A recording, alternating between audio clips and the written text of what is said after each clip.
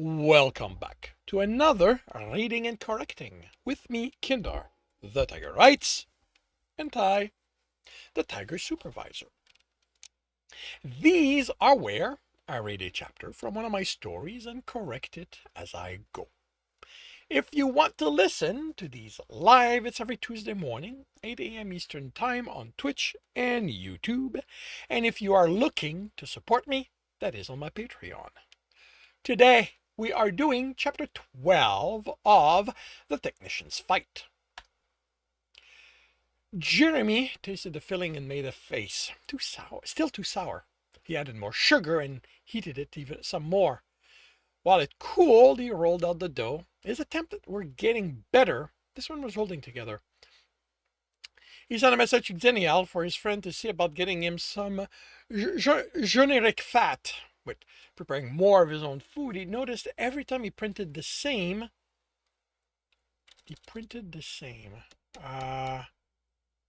Hi.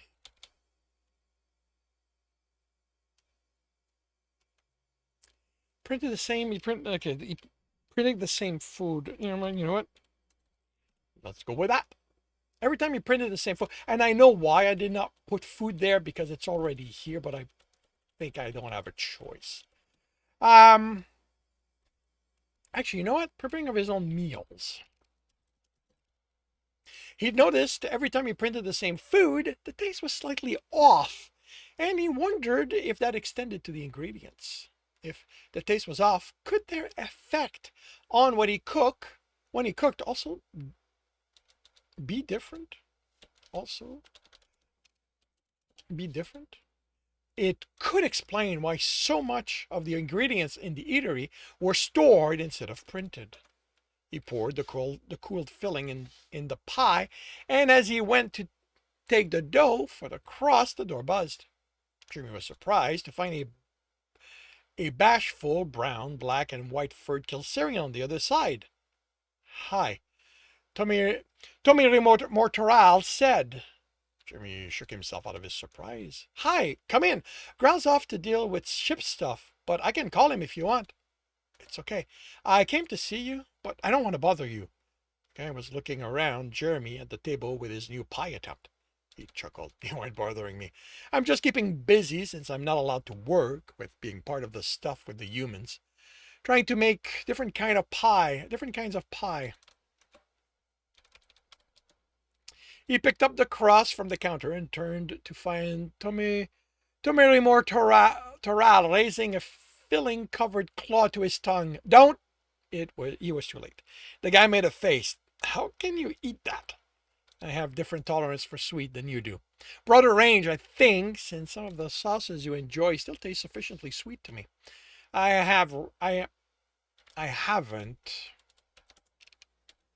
really looked into it. I just enjoy an occasional slice. Under the other guy's attentive gaze, he plays the crust, cut it to size, and crimpled the edges. I'm thinking of trying a savory one next. Those might be more to your liking.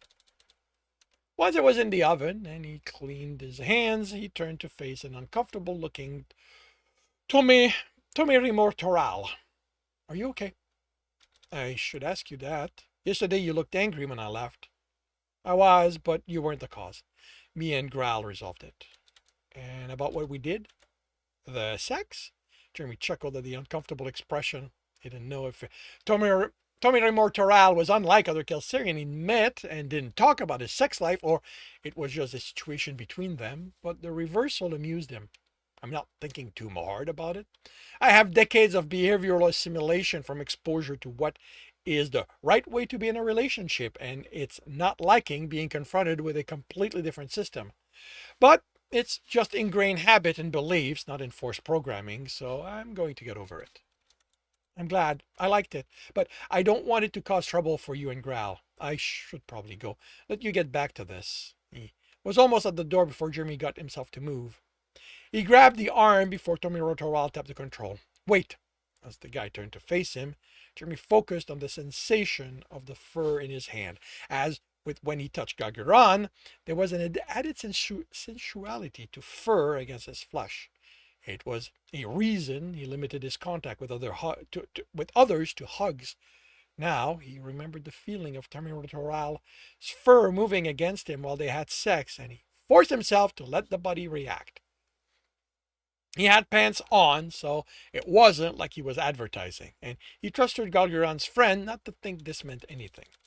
He let go, his face burning at the memory of the guy's leg over his shoulder, the fur caressing his neck while he... Jeremy Bradshaw? Sorry. He breathed. I don't want things to be weird between us. I told Grad I'm okay with him having sex with you, and I meant it. Are you really? Jeremy chuckled. Jeremy's chuckle sounded forced to him. No, not really, but I will be. I'll make myself be. You two have known each other for a long time, and sex between friends is normal for you. I got over being taught that men can't love men. I can get over a belief that sex is only allowed within a relationship. The arms wrapped around him and held him tightly. He returned the hug and forced himself to appreciate it. Thank you, Tamiroral's said, letting go. And I'm sorry for all the stalking. I should have just talked with you. It's in the past. And you came to talk with me this time, so there's been improvement. Do you want to stay? I can make something to eat. I can make us something to eat. Tamiroral looked around Jeremy and forced a smile. Thank you for the generous offer, but I need to head home. I have a shift to get ready for. Jeremy didn't comment on the fact it was hours until the next shift, or that he doubted a pilot needed that much time getting ready for work, especially not while they were docked. Well, he thought it would have been nice to enjoy a meal with Tamiroral. This gave him more time to test a different kind of filling. He'd only printed the new fruits when the door opened. Gral, he said, turning to greet his heart. Oh, that should be capitalized. You just missed. Armored humans rushed into his home, 7 of them. He had his glove on as he ran for his tablet on the table, but one of the humans reached it first and threw it across the room hard enough it broke on hitting the wall. He twisted out of the grab and punched the woman in the stomach. He bent over. She bent over, not as much armor as he'd expected. A look at the door, and that wasn't an option. 2 of the humans were before him. Don't let him reach a calm, one of them ordered.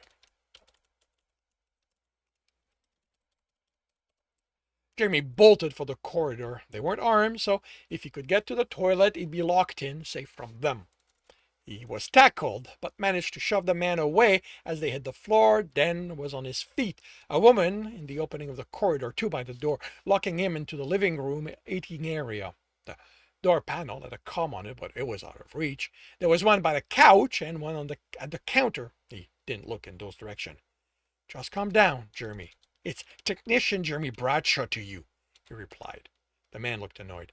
I know you think you have to get one of them to save you, but it's just because they're twisting your mind. We just want to bring you home to your family. They miss you. Your father's here and... Jimmy ran for the couch. A woman intercepted him and shoved him back. He saw the man reach for him, slapped the hand away, and punched him in the face. The man cursed loudly. You're in my home, he told them. You're trespassing in Kelsirian territory. You better leave before my heart comes home, because he isn't going to live anything of you. They'd addressed how humans had made it this deep. They'd addressed how humans had made it this deep within the ship afterward. They aren't your friends, the man said, getting to his feet and glaring at the blood on his hand. They're more my friends than any of you, than Omar ever was. They exchanged a confused look, so this wasn't happening on his ex-doctor's order. Didn't matter. He needed to sound an alarm or get out of his home. If he could find any adult Kelsirians, they'd have the advantage.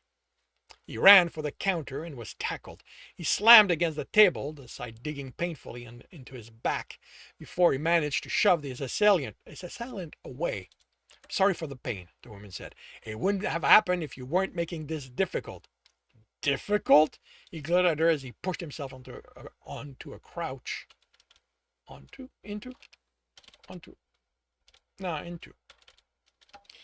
a crouch. You haven't seen me making anything difficult. He rushed her, ignoring the pain. He slammed a shoulder into her chest and turned to face the other as she landed. Come on. If you think I'm making this easy on you, you're dreaming. A man came at him. Jeremy sidestepped and punched him in the side, then kneed him in the crotch. Hunter didn't fight fair because his enemy wouldn't. He grinned at their surprise. I thought we were bringing back a civ, not a soldier. He's just a guy. He's just a guy desperately clinging to the lies, that will be plural. He's been told they probably programmed him to die instead of returning home. I am home, you son of a bitch. He ran at him. He was going to teach them a lesson. They were going to regret messing with him in his home. He missed and blocked the man's punch. Sidestepped a grab, almost fell off balance from improper kneeing. But it was just what he waited for the opening. They wanted him alive. Fortunately for him, that didn't have to go both ways. He batted the swing aside hard and swung back, opening his hand and tensing it as his finger reached the neck. They touched it, and Red followed in their wake. The man staggered back, hands trying to stop the flow. The others, startled, stared in surprise, then dismay, then horror. One reached for his hip and searched for the holster that wasn't there. Remember, someone said, orders are to bring him back alive. They came at him together, getting in each other's way, but it was 6 against him. He'd been an idiot. He dodged under a grab, elbowed someone's side, and ran for the counter. He considered the calm, but they wouldn't give him the time to use it. He didn't know if it was designed to trigger an alarm if it was broken. What he needed was something that would sound the alarm regardless of what happened to him, and it needed to happen quickly. He reached the oven with one of them falling on his back. He grabbed onto the locked door's handle with a hand to keep from being pulled away, while deactivating the safety protocols and raising the temperature as high as it went. Then he shoved the one on his back off and turned in time for a hand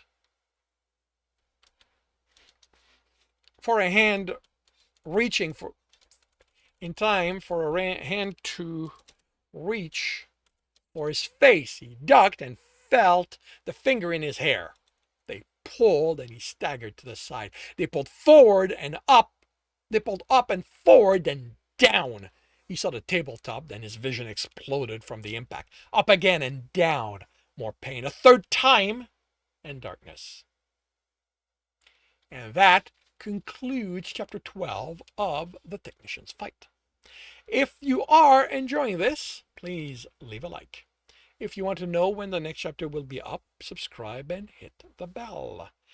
If you want to read this story, it is up on Ream Story. If you want to listen to this live, it's every Tuesday morning, 8 a.m. Eastern Time on Twitch and YouTube. Links are in the notes, and with that, I shall wish you a good day.